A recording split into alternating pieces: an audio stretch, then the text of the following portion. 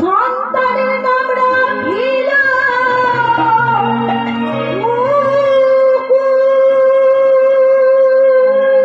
আজ হতে আমার আদর করে সন্তানের নাম রাখিল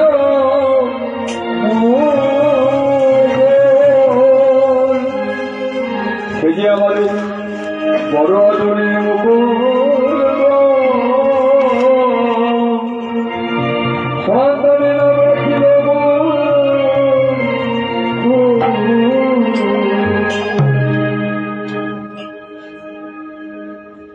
ছোট্ট সন্তান মায়ের কোলে শুধু কাঁদছে আর কাঁদছে।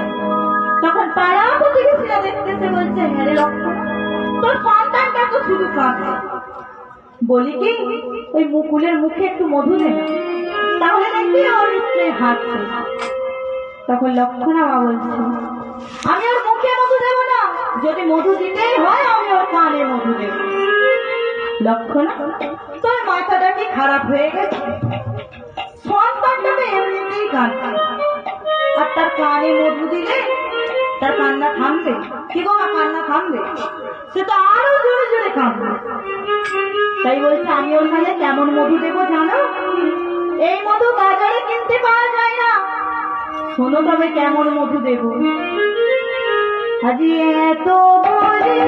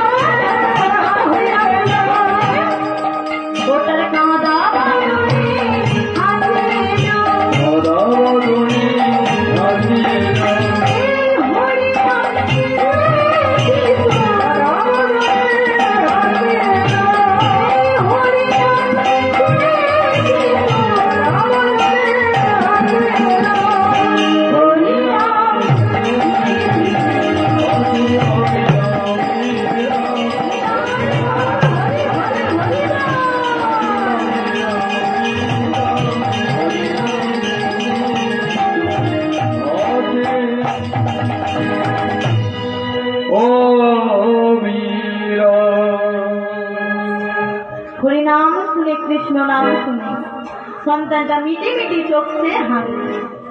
আর লক্ষণ আমার কি করেছে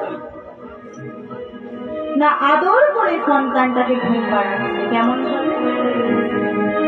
খোকা ঘুমালো,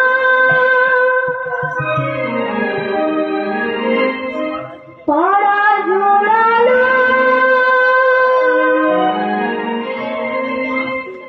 বোর গেল দেশে,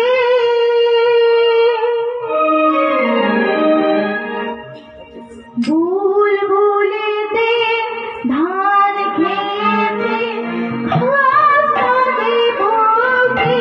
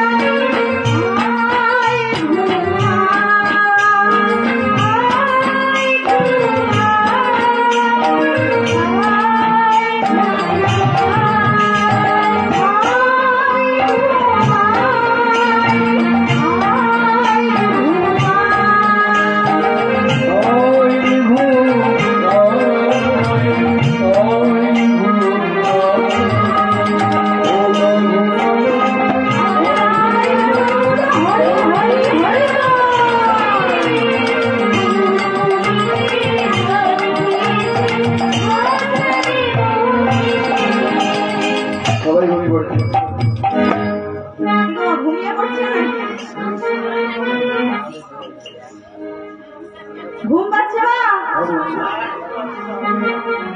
সবাই মিলে একসঙ্গে বলবো। কি বলবো? আজকে সবার ঘুমের ছুটি, চোখের পাতা খুলে রাখবো, নাচে গানে কৃষ্ণ নামে সবাই সারা নিতে থাকবো।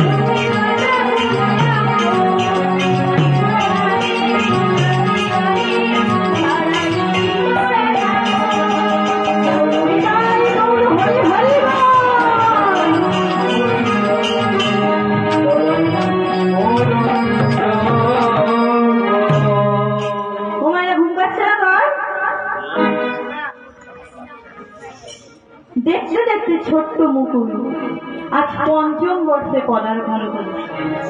5 বছরে পা দিয়েছে।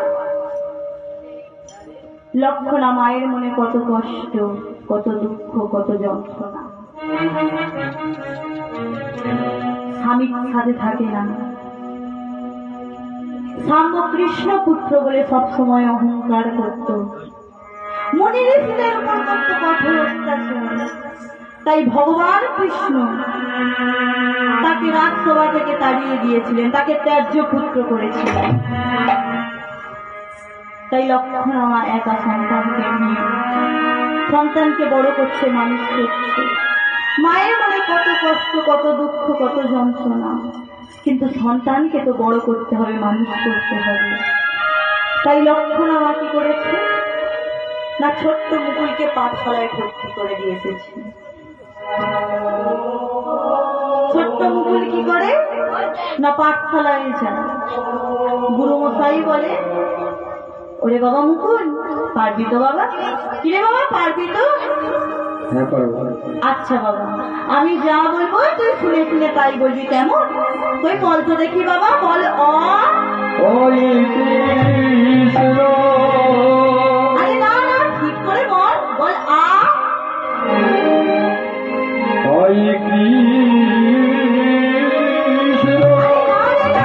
ঠিক করে বল, বল হর্ষই।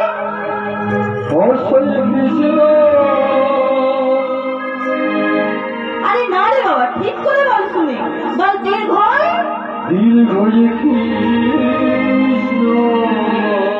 আরে না না না না, এ ছেলে তো মোটেই লেখাপড়া হবে না দেখছি। ও বলতে বলছি বলে কৃষ্ণ, আ বলতে বলছি বলে কৃষ্ণ। কি গো মায়ের লেখাপড়া হবে? ও মায়েরা হবে, এ ছেলের মোটেই লেখাপড়া হবে না। তাই গুরুমশাই বলছে, হ্যাঁ রে বাবা মুকুল, বলতো তুই লেখাপড়া করবি না কি করবি? ও মা, ছোট্ট মুকুলকে ছোট থেকে হরি ভক্ত, কৃষ্ণ ভক্ত করে। সে কেমন ভাবে পড়াশোনা করবে কৃষ্ণ নাম ছাড়া? সে যে কৃষ্ণ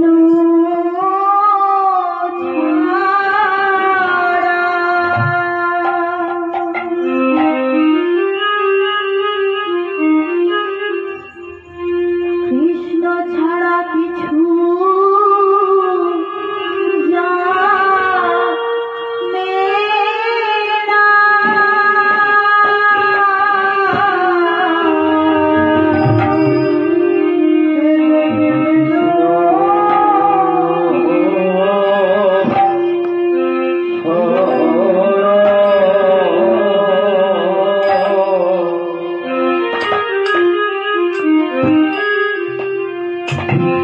কিছু ছাড়া কিছু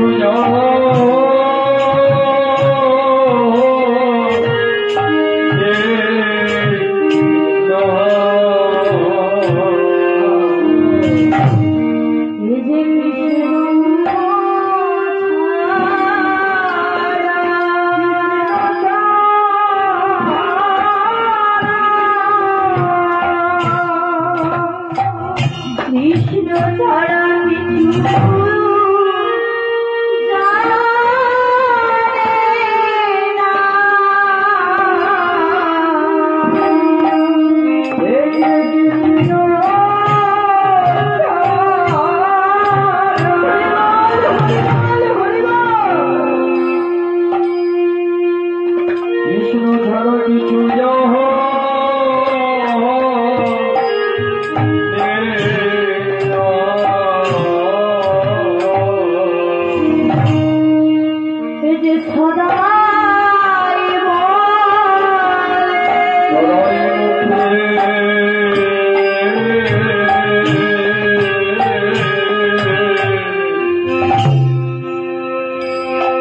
কৃষ্ণ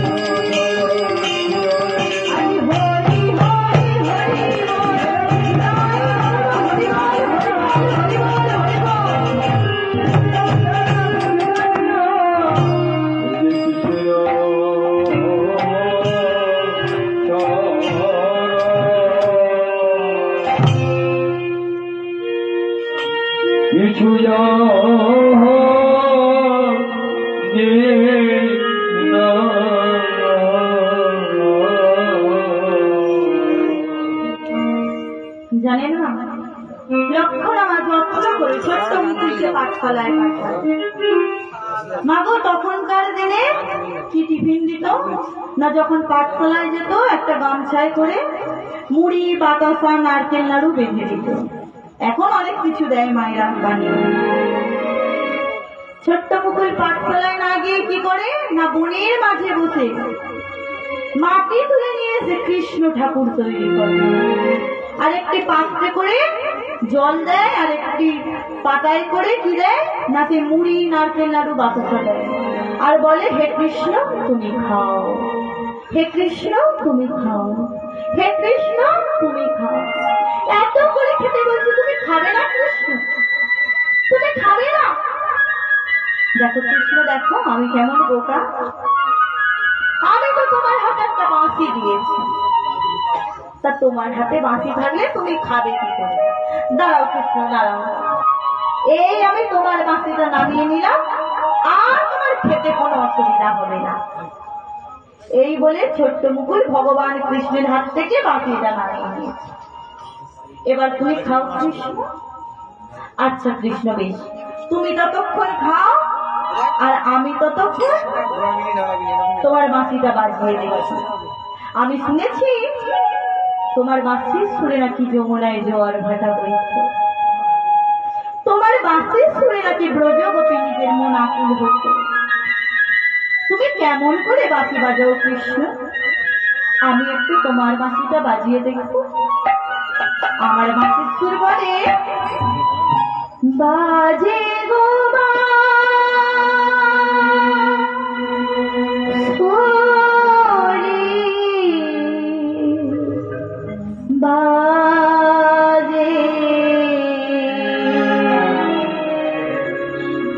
বাজে গো বাঁশুরি বাজে,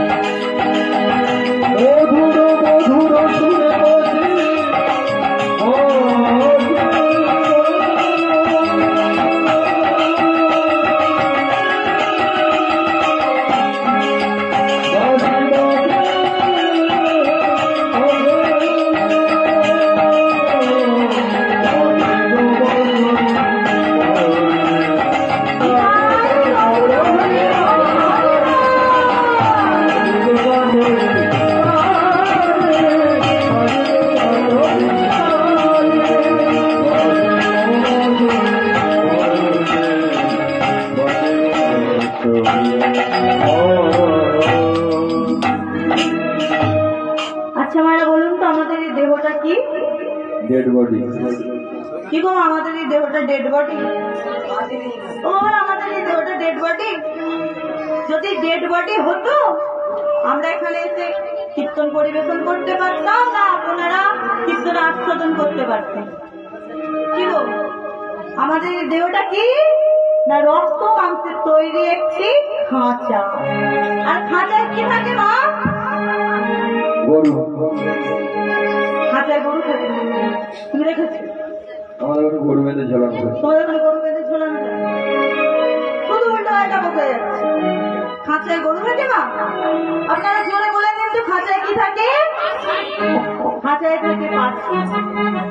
তাই পদকর্তা কি বলছে না আমাদের এই রক্ত মাংসের তৈরি এই দেহরূপ খাঁচা, এই দেহরূপ খাঁচায় যে প্রাণ পাখি আছে সেই প্রাণ পাখি যদি একবার এই খাঁচা ভেঙে উড়ে যায় তাহলে আমাদের বদনে ঘটি কথাও বলা হবে না।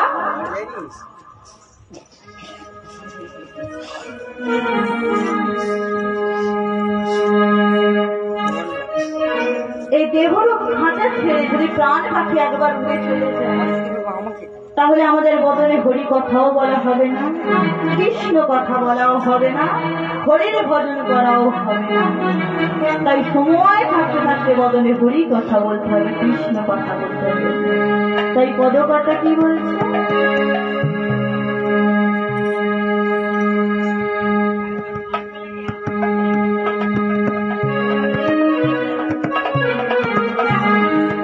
এই কৃষ্ণ কথা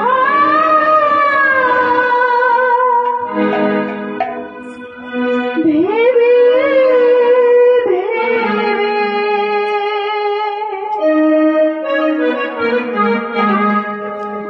এই কৃষ্ণ কথা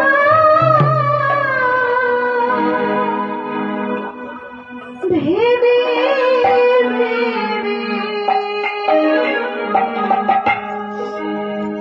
তুই ফেললি হরি বল হরি বল হরি বল। ও মন ময়না ও স্বাধীন ময়না ময়না ময়না কৃষ্ণ কথা বল তোরা হরি কথা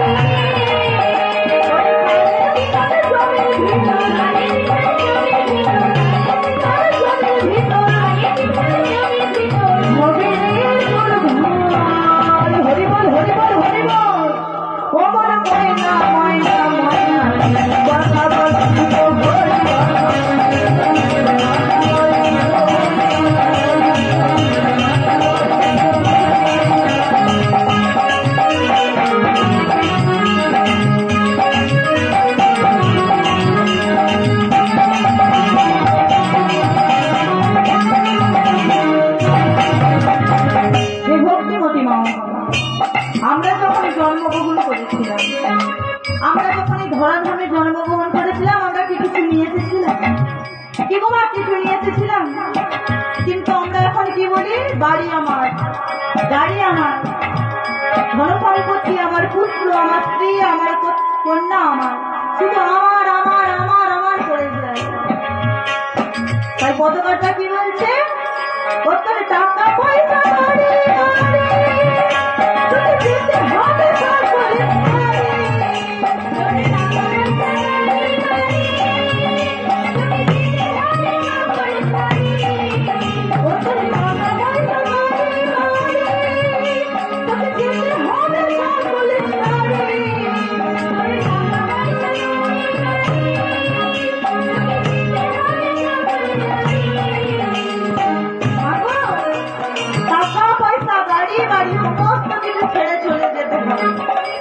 সকলে যতই আমার আমার করছে যে জিনিসগুলো, সেগুলো আমাদের সঙ্গে যায় না। যখন চারজনাতে কাঁধে করে, ও না একটু আসতে বলছি, যখন চারজনাতে কাঁধে করে শ্মশানে ঘাটে নিয়ে যাবে, তখন কি বলতে বলতে নিয়ে যাবে গো? বলো হরি, বলো হরি, বলো হরি। বলছে বলো হরি, হরি বল, হরি বলতে বলতে নিয়ে। কিন্তু আমরা সময়ে বদনে হরি কথা বললাম না, কৃষ্ণ কথা বললাম না। শেষের দিনে হরি বলে কোনো লাভ হবে না। লক্ষ্য করে দেখবেন, যখন শবদেহটাকে শ্মশানে ঘাটে নিয়ে যায়, চারজনাতে যখন কাঁধে করে নিয়ে যায়, আর একদল নামের দল বলতে বলতে যায় বলো হরি, আর তখন শব্দের পরে মাথাটা কি বলে? বলো হরি বলবেন। যে সময় থাকতে বদলে হরি কথা বললাম না, কৃষ্ণ কথা বললাম না। শেষের দিনে বলে কি হবে? তাহলে শেষের দিনে কি যাবে? এই শেষের দিনে হরি নাম,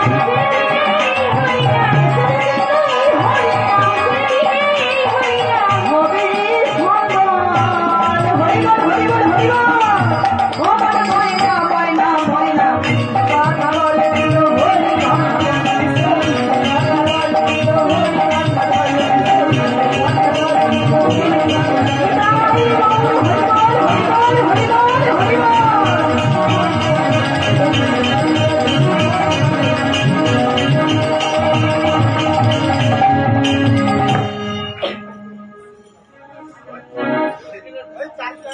হে ভক্তিমতী মা।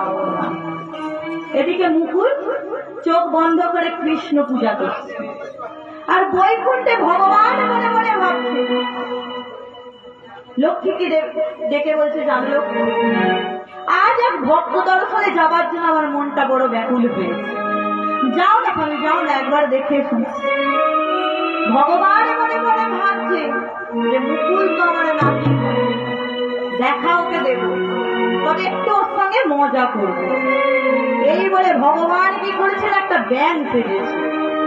মুকুলকে সেই কৃষ্ণকে জল খেতে দিয়েছিল, সেই পাত্রের মধ্যে পড়ে সমস্ত জল পান করে আর উঠতে পারছে না। সর্বনাশ হয়ে গেছে, আর উঠতে পারছে না। তাড়াতাড়ি করে মুকুল চোখ খুলে দেখছে যে ব্যাগ তার কৃষ্ণ পূজার জলে খুলে। তাড়াতাড়ি করে মুকুল উঠে বলছে, মানে চোখ খুলে বলছে, ব্যাংটাকে ধরে বলছে যে বেটা, তোর এত বড় স্পর্ধা, তুই আমার কৃষ্ণ পূজার জলে খেয়ে নিস। থাম বেটা, ব্যাগ তোর একটা ব্যবস্থা করবি, তোকে আর কিছুতেই ছাড়বো না। এই বলে কি করেছে না, বন থেকে লতা পাতা ছিঁড়ে নিয়েছে, ব্যাংটাকে বেশ করে বেঁধে গাছের মধ্যে ঝুলিয়ে দিয়েছে। ভগবান আজ গাছের মধ্যে ঝুলছে ব্যাং ছেড়ে। এদিকে ভগবান ছাড়া বৈকুণ্ঠের অবস্থা কেন? তাই দেবশ্রী নারদ ভগবানকে খুঁজতে বেরিয়েছে। দেবশ্রী নারদ ওই পথে আসছে। প্রভু কোথায়? প্রভু কোথায় আপনি? এটা দেবশ্রীর কণ্ঠস্বর। ও দেবশ্রী, দেখো দেখো, এই যে আমি গাছের মধ্যে ঝুলছি, দেখো। হায় প্রভু, এ তোমার কি অবস্থা হয়েছে? ও দেবশ্রী, তুমি এই ছোট বাচ্চাটার হাত থেকে আমাকে বাঁচাও। তাই দেবশ্রী ছোট্ট মুকুলের কাছে এসে বলছে, এই ছেলে, তাড়াতাড়ি করে ব্যাংটাকে ছেড়ে দে বলছি। ছেড়ে দে, ওটা আমাদের প্রভু ভাই, ছেড়ে দে। তুমি চুপ করে থাকবে বুড়ো, একটাও কথা বলবে না। ও আমার কৃষ্ণ পূজার জল খেয়ে নিয়েছে, আমি ওকে ছেড়ে দেবো? ওকে আমি কিছুতেই ছাড়বো না। এই ছাড়বি না? তুই যদি না ছাড়িস, তুই ঘরে গিয়ে দেখবি তোর মা মারা গেছে, তোর মাকে আমি মেরে দেবো। শোনো পুরো শোনো, আমি একবার বাড়ি গিয়ে দেখে আসবো, যদি দেখি যে আমার মা মারা গেছে, তাহলে আমি এসে এই ব্যাংটাকেও মেরে দেব। এই বলে ছোট্ট মুকুল তাড়াতাড়ি করে বাড়িতে গেছে। আর এদিকে দেবর্ষী বলছে, প্রভু, ভক্ত যখন তোমায় নিজে হাতে বেঁধেছে, এই বাঁধন তো আমি খুলতে পারবো না প্রভু, এই বাঁধন আমি খুলতে পারবো না। ও দেবর্ষী, তুমি বরং দেবরাজ ইন্দ্রকে পাঠাও, তুমি ওর মাকে খবরদার মেরো না, ও আমাকেও মেরে দেবে। তুমি দেবরাজ ইন্দ্রকে পাঠাও, সে যদি আমায় বাঁচাতে পারে তো বাঁচাবে। এই বলে দেবর্ষী নারদ চলে গেছে, দেবরাজ ইন্দ্রকে পাঠিয়ে দিচ্ছে। আর ছেলেটা তাড়াতাড়ি করে বাড়িতে দেখছে তার মা ভালো আছে, তাড়াতাড়ি করে এসে ব্যাংটাকে গাছ থেকে নামিয়ে একটু মুড়ি, জল, নারকেল নাড়ু খাইয়ে আবার গাছের মধ্যে মেরে ঝুলিয়ে দিয়েছে। দেবরাজ ইন্দ্রকে বলছে, এই ছেলে, এই তোর এত বড় স্পর্ধা, ওই ব্যাংটা আমাদের প্রভু হয়, ওকে ছেড়ে দে বলছি।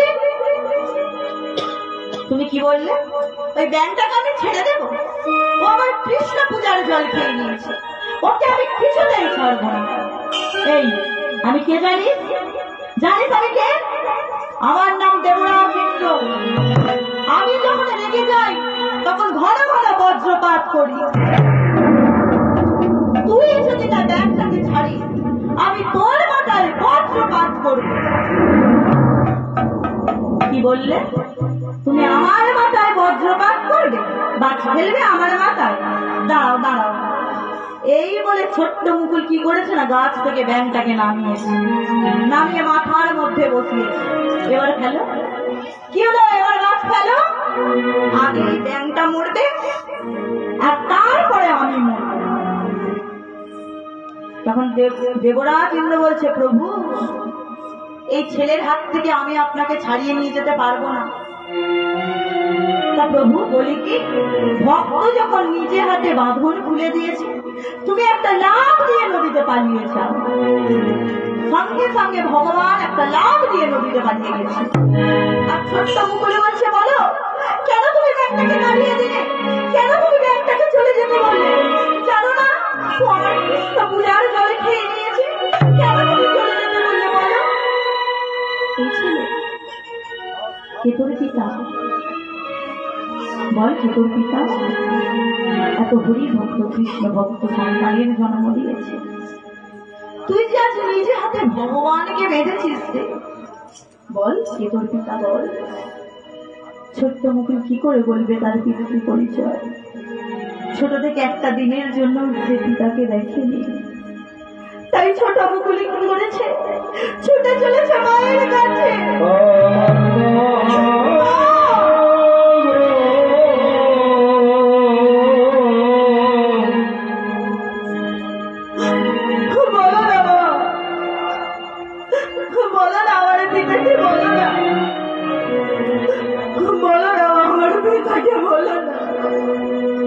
ছোট থেকে একটা দিন আমার পিতাকে কাছে পাইনি মা। আমি যখন পাঠশালায় যেতাম, আমার বন্ধুর পিতারা বন্ধুদের আনতে আসতো, তাদের জন্য খাবার নিয়ে আসতো। আমার বাবা তো একটা দিনের জন্য আসেনি। বলো না মা, বলো না আমার পিতা কোথায় আছে? বলো না। বলে না।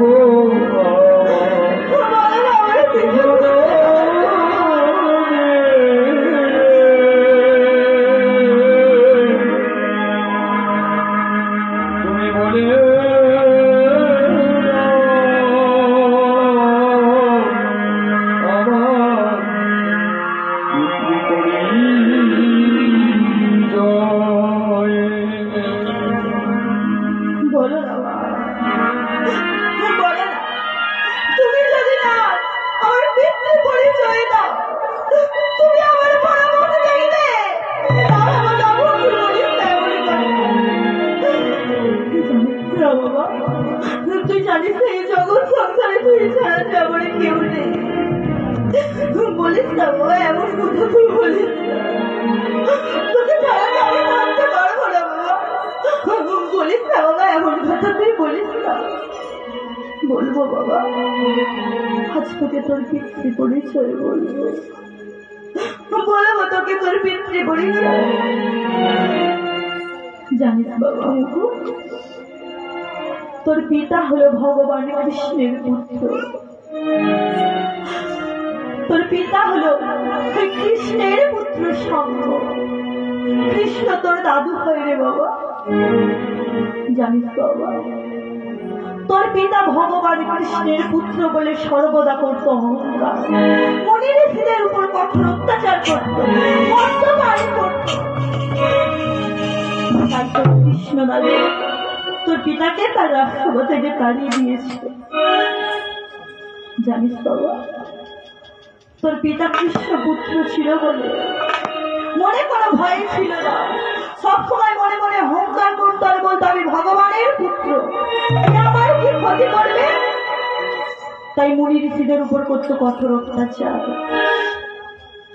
জানিস বাবা মুকুল, তোর পিতাকে যে বড় সুন্দর দেখতে, তোর পিতাকে যে বড় সুন্দর দেখতে, তাই তোর পিতা কি করেছিল জানো?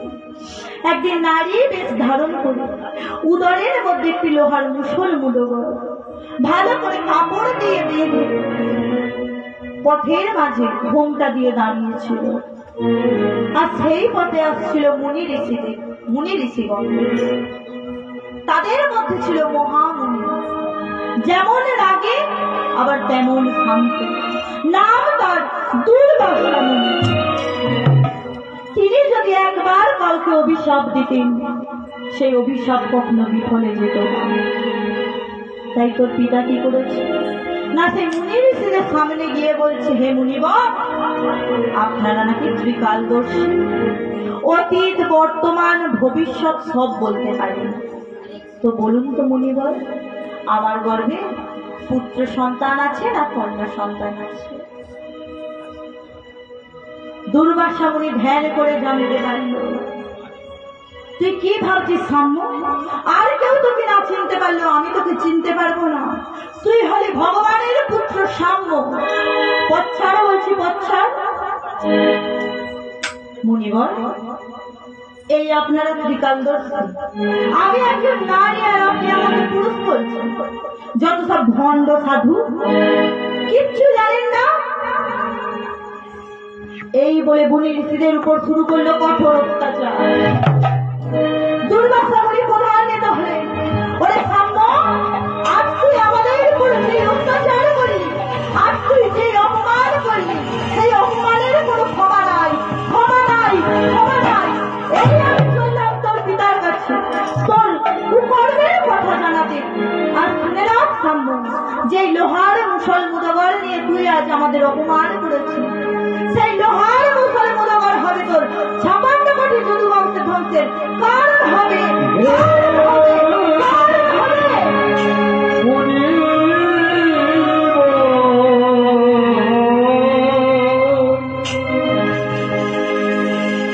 তুমি কি অভিশাপ দিলে গো,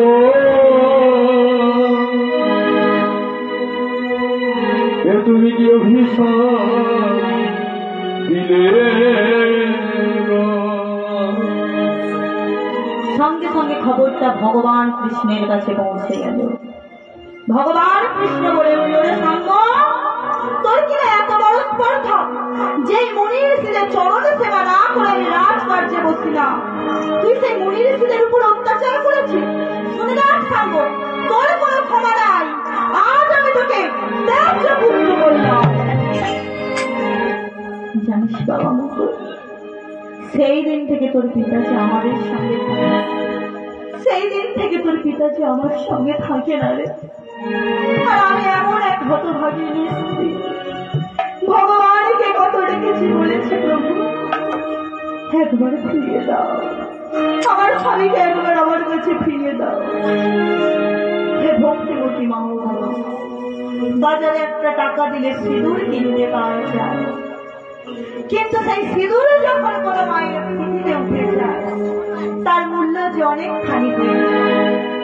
আর যদি কোনো মায়ের সেই স্মৃতির সিঁদুর মুছে যায় তখন যে সেই মায়ের স্বামী ছেড়ে চলে গেছে সেই মায়ের কষ্ট দুঃখ যন্ত্রণা সেই মা ছাড়া আর কেউ বোঝে না। সেই মা ছাড়া আর কেউ বোঝে না, কেউ বোঝে না। জীবনে হিসাব কষে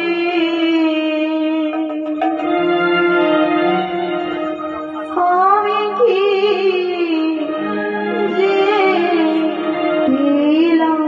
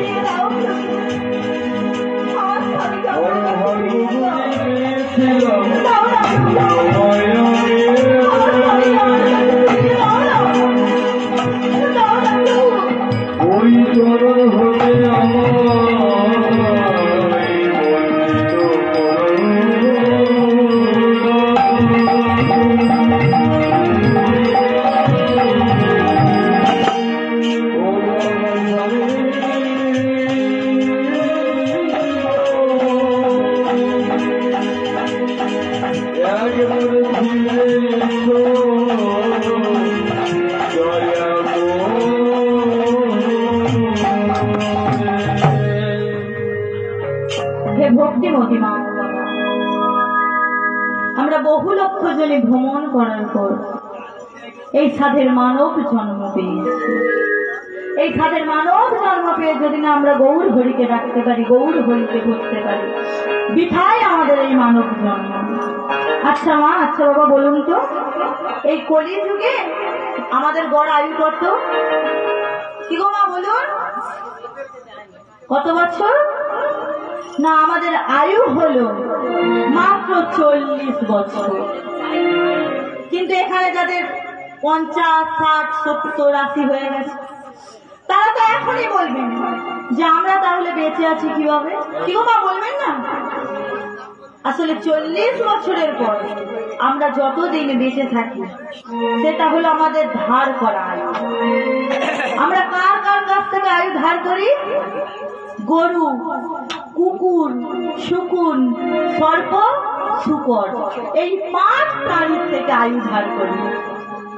40 থেকে 50 বল বুদ্ধি ভরসা, 40 পার হলেই ভরসা। অর্থাৎ এই 10 বছর আমরা গরুর কাছ থেকে আয়ু ধার করি, মানে সবকিছু থাকবে, বুদ্ধিটা গরুর মতো হয়ে যাবে।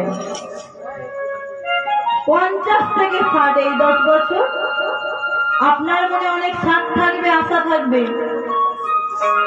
ধরুন আপনাদের গ্রামে কোথাও কাছে পিঠে যাত্রা অনুষ্ঠান হচ্ছে, সকাল থেকে ভেবে আসেন যে সন্ধ্যাবেলা যাত্রা অনুষ্ঠান শুনতে যাবেন। যেই না বাড়ি থেকে বেরোতে যাবেন, সঙ্গে সঙ্গে আপনার বাড়ির ছেলে মেয়েটা এসে বলবে, বাবা বাবা শোনো শোনো, তোমরা বরং একটু বাড়িটা পাহারা দাও, বয়স হয়েছে তো, আর আমরা বরং একটু যাত্রা অনুষ্ঠান শুনে আসি। ও মায়েরা, ঘর পাহারা কে দেয়? কে দেয় ঘর পাহারা? অর্থাৎ এই 10 বছর আমরা কুকুরের কাছ থেকে আয়ু ধার করি। 60 থেকে 70 এই 10 বছর যতই ভালো মন্দ করে খান না কেন, দেখবেন চামড়াটা ঝুলে পড়েছে, ঠিক যেন শুকুনির মতো। অর্থাৎ এই 10 বছর আমরা শুকুনির কাছ থেকে আয়ু ধার করি। 70 থেকে 80 এই 10 বছর আপনার একটা দাঁত থাকবে না। ফল মূল, কমপ্লান, হরলিক্স যতই ভালো মন্দ খান, সব গিলে গিলে খেতে হবে। আর গিলে গিলে খাবার কে খায়? কে খায় মা? গিলে গিলে খাবার খায় কে? সাপ। অর্থাৎ এই 10 বছর আমরা সর্পের কাছ থেকে আয়ু ধার করি। আর 80 থেকে 90 এই 10 বছর আপনার বাড়ির ছেলে মেয়েরা যতই ভালো মন্দ করে খাক না কেন, বিছানা ছেড়ে ওঠার ক্ষমতা থাকবে না। মলমূত্র ত্যাগ করে বিছানার মধ্যে মিশে পড়ে থাকতে হবে, ঠিক যেন শূকরের মতো। অর্থাৎ এই 10 বছর আমরা শূকরের কাছ থেকে আয়ু ধার করি। দেখবেন যারা অতি পুণ্যবান 40 বছরের মধ্যেই মারা যান, আর না হলে 80, 90, 100 বছর আয়ু নিয়েও সুস্থ শরীরে হাঁটাচলা করে ঘুরে বেড়ায়। তাই আমরা বহু লক্ষ জনে ভ্রমণ করার পর এই সাদের মানব জন্ম পেয়েছি। জানি না আমার কোনোদিনও মনুষ্য কুলে জন্ম নেব। তাই আজ যখন মনুষ্য কুলে জন্ম নিয়েছি, এই জীবনটাকে আমরা বৃথায় হারাবো না। তাই বদন ভরে সবাই মিলে হরি কথা বলবো, কৃষ্ণ কথা বলবো, সবাই মিলে একসঙ্গে। হরি ছেড়ে দিলে সোনার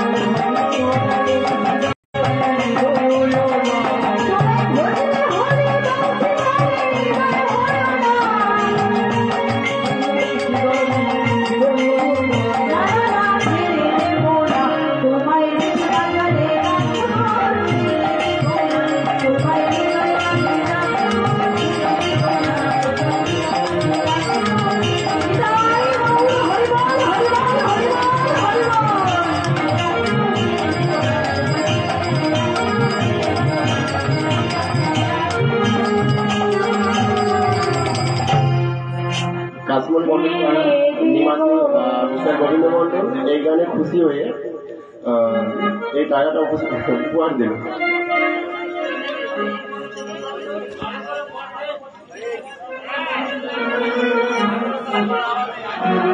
হে ভক্তিমতী মা,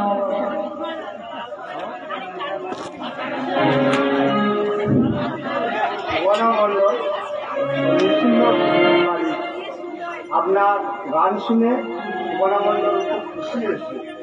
আমি দুঃখিত হচ্ছি মায়ের কাছে বসে, সে আমার নাতি হাত তুলে নাচছে ঘরে, সুন্দর করে বাড়ি। আপনার গান শুনে মুগ্ধ হয়ে শুনে যারা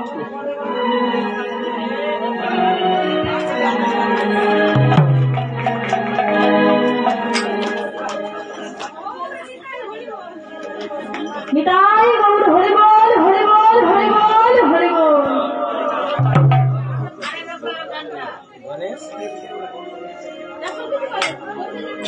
ছোট্ট মুকুল আর তার পিতৃ পরিচয়, তাই ছোট্ট মুকুল কি করছে না, মায়ের গলাটা জড়িয়ে ধরে বলছে, মা মা আমার যে বড় আছে মনে আনন্দ, মা আমার যে বড় আনন্দ, আমি যে আমার আজ পিতার পরিচয় পেয়ে গেছি, মা আমি যে আমার পিতার পরিচয় পেয়ে গেছি। তোমায় আর কষ্ট পেতে দেব না মা, তোমায় আর কাঁদতে দেব না। আমি ছোট থেকে দেখে আসছি তুমি শুধু কাঁদো, তোমায় আর চোখের জল ফেলতে দেব না মা। তুমি কোনো চিন্তা করো না মা, আমি আমার পিতাকে কৃষ্ণ দাদুর রাজপ্রাসাদে ফিরিয়ে আনব, আমার পিতাকে তোমার কাছে ফিরিয়ে নেব। মা তুমি আমায় হাসি মুখে বিদায় দাও, মা তুমি আমায় হাসি মুখে বিদায় দাও। এই বলে ছোট্ট মুকুল মায়ের কাছ থেকে বিদায় নিচ্ছে হাসি মুখে। আর কি বলছে, তুমি স্বর্গাদপি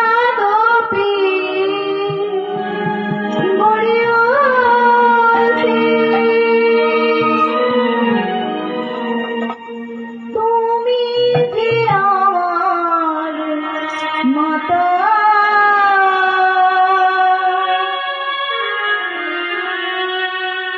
স্বর্গের চেয়েও মহান যিনি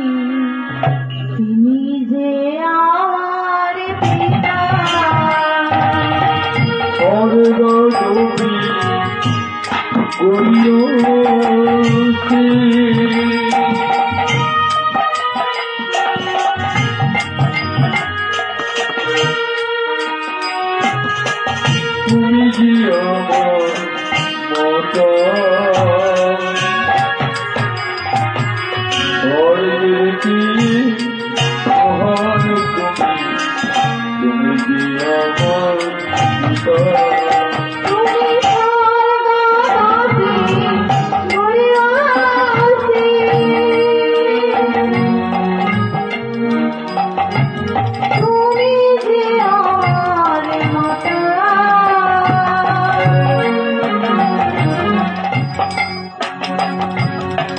স্বর্গের চেয়ে মহান তুমি যে আমার পিতা।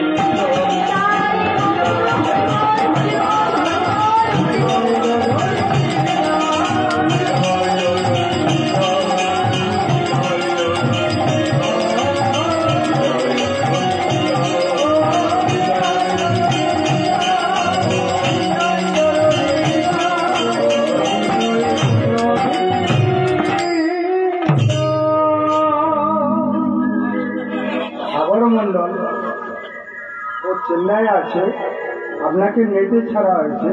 আপনার গান শুনে খুব মুগ্ধ বা খুশি হয়েছে। সাগর মন্ডল আপনাকে 10টি টাকা পুরস্কার দিয়ে।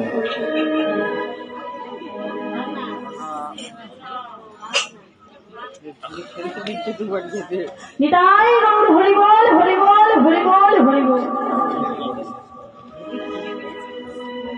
তাই ছোট্ট মুকুল কি করেছে না মায়ের চরণে প্রণাম জানিয়ে চলেছে গভীর অরণ্যে। আর মুখে কি গাইছে, কবে আমি পাবো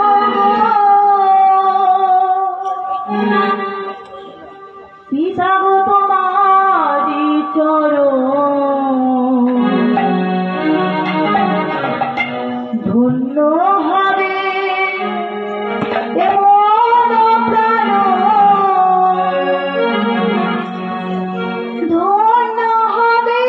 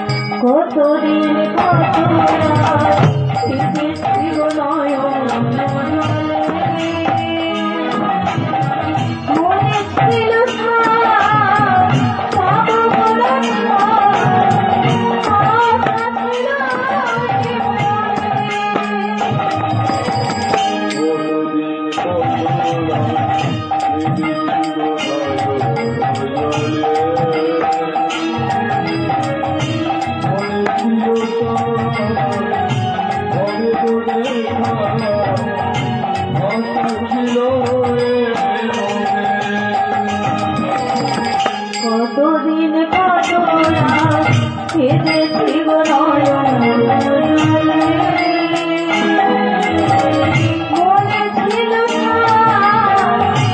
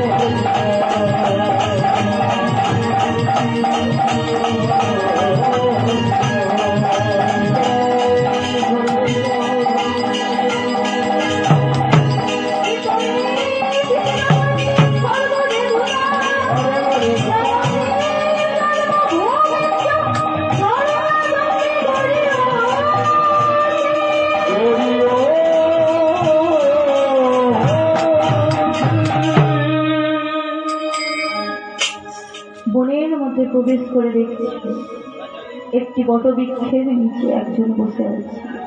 ছেঁড়া একটি মাত্র বস্ত্র, মাথায় এক রাশ চুল, দাড়ি, গোঁফ। মুকুল ঠিক চিনতে পেরেছে এই আমার পিতা। তাড়াতাড়ি করে মুকুল গিয়ে সাম্বর চরণ দুখানি জড়িয়ে ধরে বলছে, পিতা দেখো, পিতা দেখো, আমি তোমার সন্তান পিতা, আমি তোমার সন্তান। নাও না পিতা, নাও না, আমায় একবার তোমার সন্তানে বলে বুকে টেনে নাও না। তুই ছাড় বলছি, ছাড়।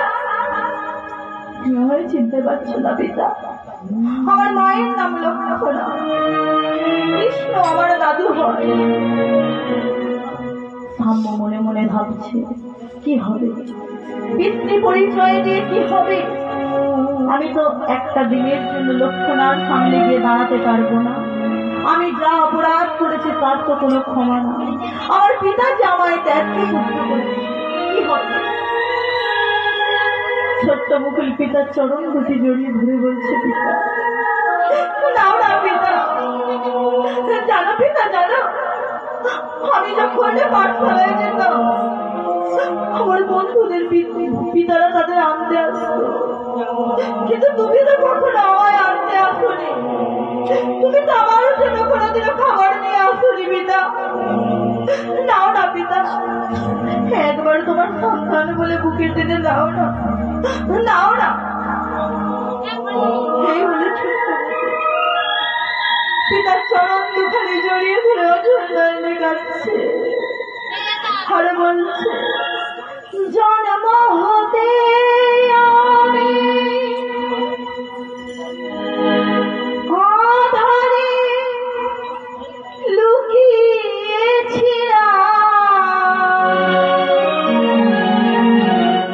তোমারই চরণ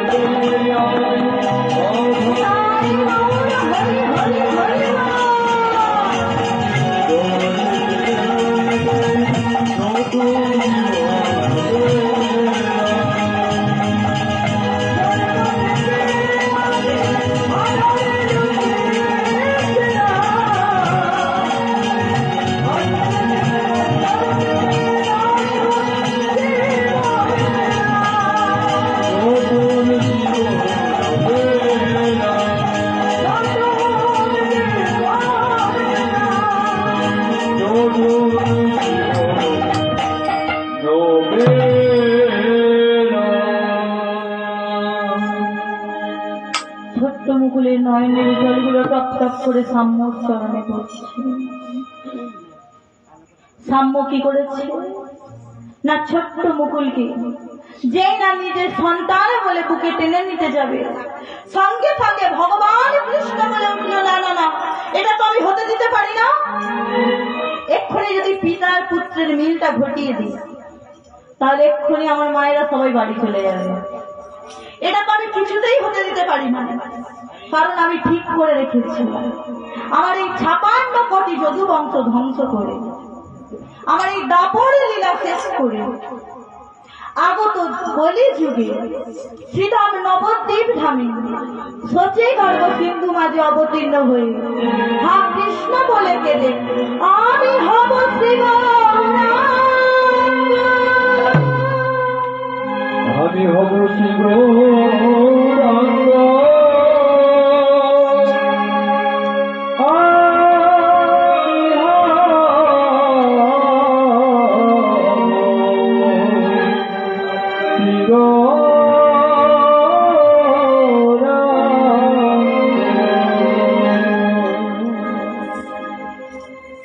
তাই ভগবান কি করেছে না, কলিকে ডেকেছে, যাও কলি যাও, তুলে নাও তরবারি, তোমার মায়া জালে ওই সাম্যকে আবদ্ধ করো।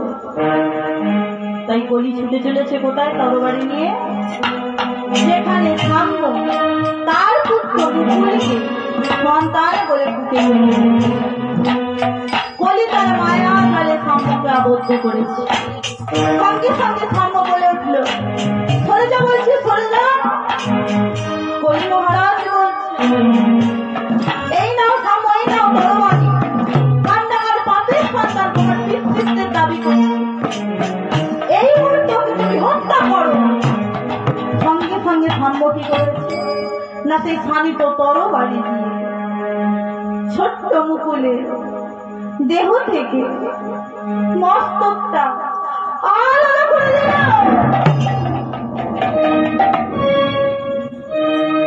চারিদিকে রক্তের ছুট বয়ে যাচ্ছে। কি করলাম আমি, আজ আমি নিজের হাতে নিজের পুত্রের হত্যা করলাম, আমি কি করলাম। খবরটা চারিদিকে ছড়িয়ে পড়েছে। মাতা লক্ষ্মণ আবার পাগলিনীর মতো ছুটে আসছে, আরে বলছে, স্বামী তুমি কি করলে, স্বামী তুমি কি করলে, তুমি আমার সন্তানকে এইভাবে হত্যা করলে। ওরে বাবা মুকুল, এতদিন তো আমরা ভালো ছিলাম, কেন তুই তোর পিতার খোঁজ করতে আসলি বাবা? তোর পিতা যে তোকে নিজের হাতে ডাক না বাবা, একবার মা বলে ডাক না, একবার মা বলে। হে ভক্তিমতী মা ও বাবা, এই জগৎ সংসারে যদি কোনো মায়ের স্বামী ছেড়ে চলে যায়, যদি কোনো মায়ের সন্তান ছেড়ে চলে যায়, ভগবানের কাছে যতই মাথা ঠেকো না কেন মা, তাকে যে ডাকলে আর সাড়া দেয় না মা, তাকে যে ডাকলে আর সাড়া দেয় না। ডাকলে তারে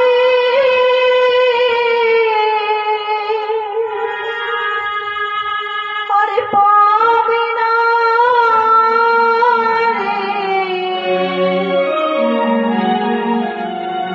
পাবে শুধু চোখের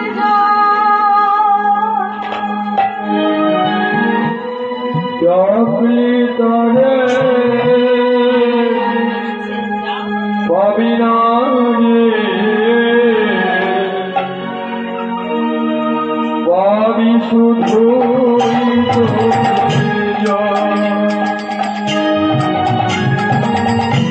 ডাকলে তারে পাবে না রে, পাবে শুধু চোখের ডাকলে তারে আরে পাবে না রে, পাবে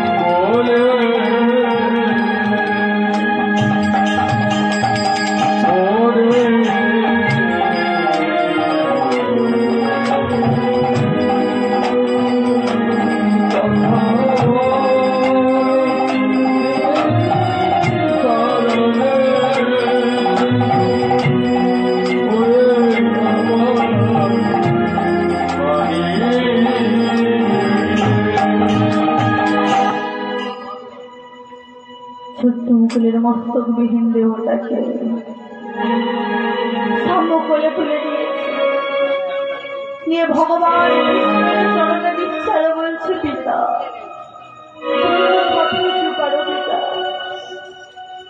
তোমার তো প্রচুর ক্ষমতা, তুমি তো সব কিছুই করতে পারো। দাও না পিতা, দাও না, আমাদের সন্তানকে বাঁচিয়ে দাও না, দাও না পিতা, আমাদের সন্তানকে বাঁচিয়ে। তাই ছোট্ট মস্তকবিহীন দেহটাকে কোলে তুলে ভগবান কৃষ্ণের চরণে সেবা দিচ্ছে। তোমার সেবা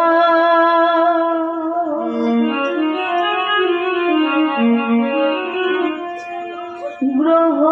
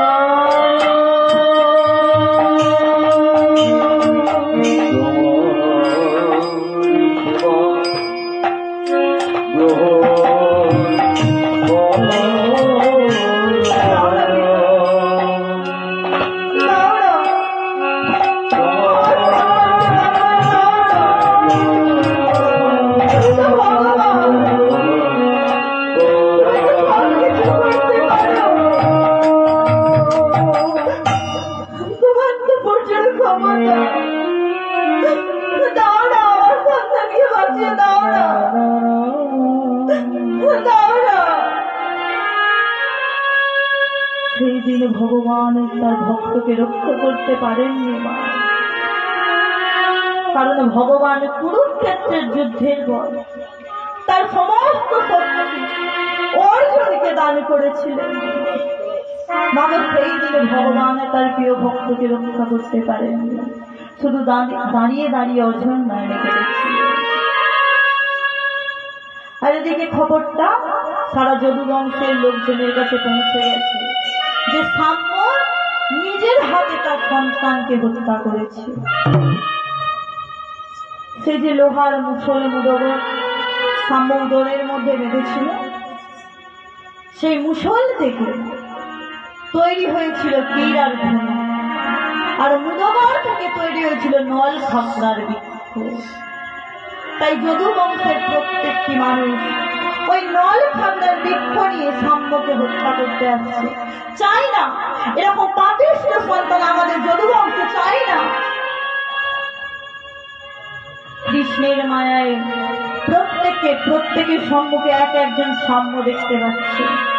এইভাবে প্রত্যেকে আঘাত করতে করতে করতে করতে ভগবান কৃষ্ণের 56 কোটি যদু বংশটা ধ্বংস হয়ে গেল। 56 কোটি যদু বংশটা যখন ধ্বংস হয়ে গেছে, তখন ভগবান কৃষ্ণ কি করেছে না, একটি বৃক্ষের উপর পা ঝুলিয়ে বসে আছে। আর এক ব্যাত, মূর্খ ব্যাত, নাম তার জরা, ভগবান কৃষ্ণের চরণের শঙ্খ চক্র গড়া পদ্মর চিহ্নকে ভুল করে পাখি মনে করে তীর দিয়ে আঘাত করেছে। আর সঙ্গে সঙ্গে ভগবান গাছ থেকে পড়ে গেছে। তাড়াতাড়ি করে জড়া বেড়াতে বলছে, কি করলাম আমি, কি করলাম, আমি কি সর্বনাশ করলাম, আমি নিজের হাতে ভগবানকে হত্যা করলাম, আমার যে নরকে উঠাই হবে না। তখন ভগবান বলছে, জরা তুমি এমন ভাবে কেঁদো না জরা, এতে তোমার কোনো অপরাধ নাই, তোমার কোনো দোষ নাই, এটা যে পূর্ব জন্ম থেকে ঠিক হয়েছিল। শোনো যারা, শোনো, ত্রেতা যুগে আমি যখন ছিলাম রামচন্দ্র, যখন বালি ও সুগ্রীবের মধ্যে সিংহাসন নিয়ে যুদ্ধ হচ্ছিল, তখন আমি সুগ্রীবকে বলেছিলাম যে সীতা উদ্ধারে আমায় সাহায্য করতে, বিনিময়ে বালিকে বধ করে সিংহাসন সুগ্রীবকে পাইয়ে দিতে হবে। তাই আমি ভগবান, আমি ছলনা করে পিছন থেকে বালিকে হত্যা করেছিলাম। আর ত্রেতা যুগে তুমি ছিলে বালির পুত্র অঙ্গদ।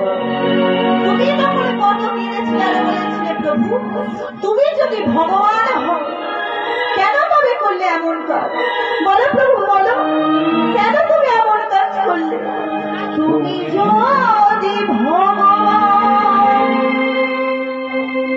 ভক্তেরি হও প্রাণ, তবে কেন দুঃখ দান? ওগো প্রভু গো, তবে কেন দুঃখ দান?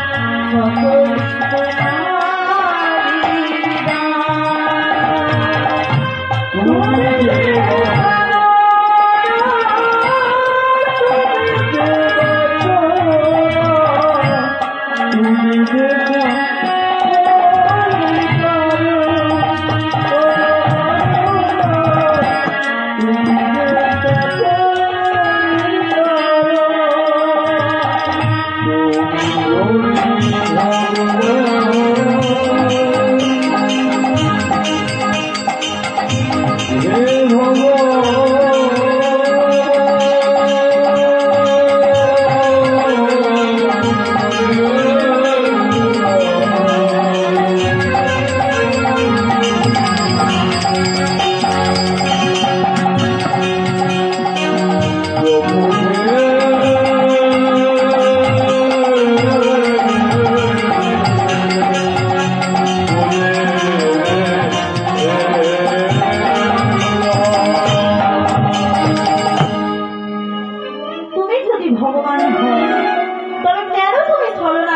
হয়নি?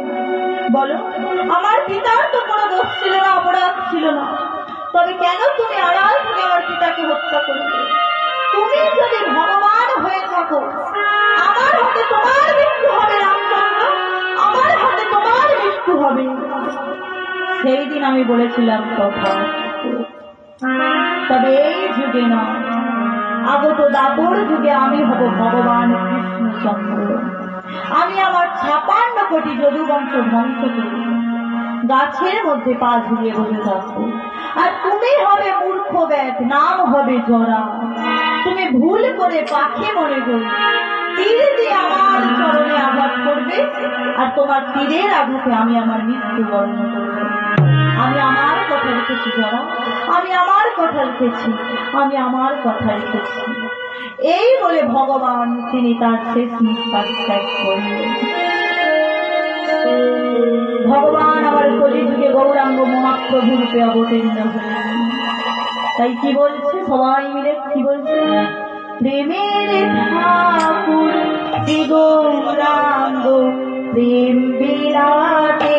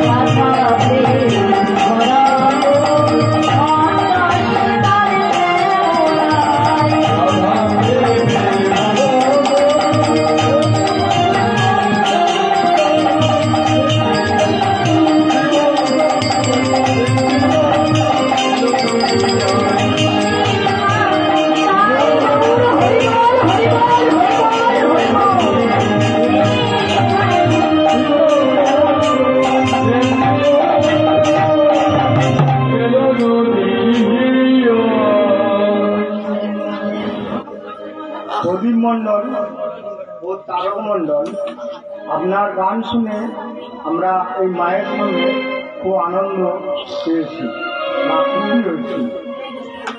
আপনাকে প্রদীপ মণ্ডল ও তারক মণ্ডল 50 টাকা করে 100 টাকা পুরস্কার দিলেন।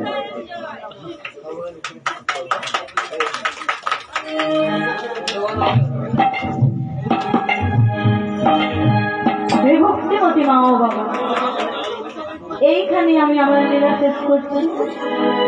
যদি কোনো ভুল ত্রুটি হয় বা যদি কোনো অসংযত কথা বলে থাকি, তাহলে